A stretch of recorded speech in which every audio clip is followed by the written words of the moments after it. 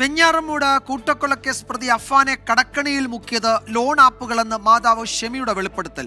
കൂട്ടക്കൊലപാതകം നടന്ന ദിവസം ലോൺ ആപ്പിലടക്കം 3 പേർക്ക് പണം തിരികെ നൽകാനുണ്ടായിരുന്നു. കൂട്ട ആത്മഹത്യയെക്കുറിച്ച് ആലോചിച്ചിരുന്നില്ല എന്നും അഫാനോട് ക്ഷമിക്കാൻ കഴിയില്ലെന്നും ഷെമി 24നോട് പറഞ്ഞു. 24 എക്സ്ക്ലൂസീവ്. പിന്നെ മോൻ കഴുത്തിലെറുതിയിട്ട് പിന്നെ മച്ചി ക്ഷമിക്കണേന്ന് പറഞ്ഞ് പിന്നെ ഫർസാനെ വിളിച്ചുകൊണ്ട് പോയിട്ട് ആശുപത്രി കൊണ്ടുപോകാന്ന് പറഞ്ഞിട്ട് പോയി അവൻ. ഫെബ്രുവരി 24 ഷെമിയുടെ ജീവിതത്തിലെ ഏറ്റവും വേദനിപ്പിക്കുന്ന ദിവസമാണ്. അഫാൻ തന്നെ ബോധരഹിതയാക്കാൻ എന്തോ തന്നുവെന്ന് ഷെമി സംശയിക്കുന്നു. അന്ന് തനിക്ക് ബോധമുണ്ടായിരുന്നെങ്കിൽ ഇതൊന്നും സംഭവിക്കില്ലെന്ന് ഷെമി. എന്തോ എനിക്ക് കഴിച്ചെന്ന് എനിക്ക് തോന്നുന്നു.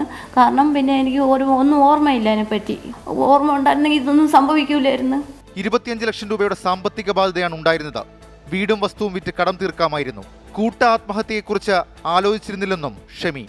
കുടുംബം ഒന്നാകെ അങ്ങനെയൊന്നും പറഞ്ഞിട്ടില്ല. നമ്മൾക്ക് വസ്തു വിറ്റ് കടങ്ങൾ തീർക്കാം മക്കളെ എന്നാണ് ഞാൻ പറഞ്ഞിരുന്നത്. വസ്തു വിറ്റ് കടങ്ങൾ തീർക്കാം എന്നാണ് പറഞ്ഞത്.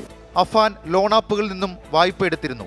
എം പോക്കറ്റ് എന്ന ആപ്പിൽ നിന്നും എടുത്ത വായ്പ തിരിച്ചടയ്ക്കാൻ ഫെബ്രുവരി 23-നും 24-നും ഫോൺ വിളികൾ വന്നു. അതിന്റെ ടെൻഷൻ അഫാനിലുണ്ടായിരുന്നു. രാത്രിയും വിളിച്ചായിരുന്നു, തലേദിവസവും വിളിച്ചായിരുന്നു, പിറ്റേന്നും വിളിച്ചായിരുന്നു. വിളിച്ചു കഴിഞ്ഞപ്പോൾ അടയ്ക്കാന്ന് പറഞ്ഞു, പൈസ അടയ്ക്കാന്ന് പറഞ്ഞു. വെഞ്ഞാറമൂട് സെൻട്രൽ ബാങ്കിൽ നിന്നും ബന്ധുവിന്റെ പക്കൽ നിന്നും വാങ്ങിയ പണം തിരിച്ചടയ്ക്കേണ്ടത് കൂട്ടക്കൊലപാതകം നടന്ന ദിവസം തന്നെ ആയിരുന്നുവെന്നും ഷെമി വെളിപ്പെടുത്തി. എനിക്ക് പറ്റൂല, എനിക്ക് ക്ഷമിക്കാൻ. എൻ്റെ കൊച്ചിനെ കൊന്നളഞ്ഞു. ക്യാമറാമാൻ സിറിലിനും ജിതിനുമൊപ്പം ഷഫീദ് റാവുത്തർ, 24 തിരുവനന്തപുരം.